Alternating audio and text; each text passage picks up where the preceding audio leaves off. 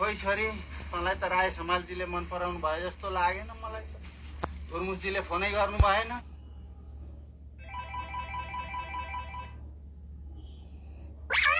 Hello दाजु, राजेश दादाले हजुरकी छोरीलाई मन पराउनु हो। हो र? फोटो देखाउने बित्तिकै फ्याक्कै मानिहाल्नु हो भने यहाँ दादासँगै कुरा गर्नुहोस् न। ल ल ल ल ल दादा कुरा गर्ने अरे।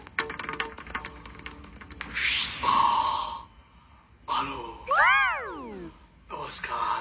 नमस्कार हजुर, नमस्कार। होइन, हजुरलाई साँच्चीकै मेरी छोरी मन पर्या हो।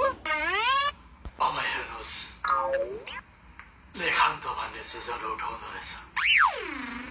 यत्रो समयसम्म बिहे गरिएन, तपाईँको छोरीको फोटो देख्ने बित्तिकै किन किन मलाई मोहनी नै लागेर आयो। तपाईँको छोरीसँग कुरा गरौँ न। कुरा गर्ने। हेलो, के छ खबर? ठिकै छ। म कार्यक्रममा आउँदा तिमीलाई काठमाडौँ लिएर आउने गरी आउँदैछु।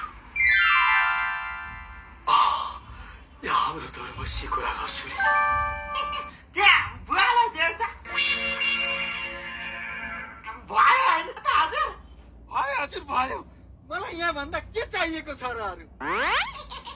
ल त ल। ए हजुर नमस्कार। हजुरको छोरीको बिहे गर्ने रे भनेर सुनि।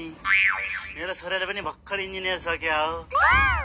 1 महिनापछि अमेरिका जाँदैछ। ए हाम्रो छोरीको त अन्तै बिहा हुने पक्का भइसक्यो। कोसँग? सिनेमाको हिरो राजेश हमालसँग।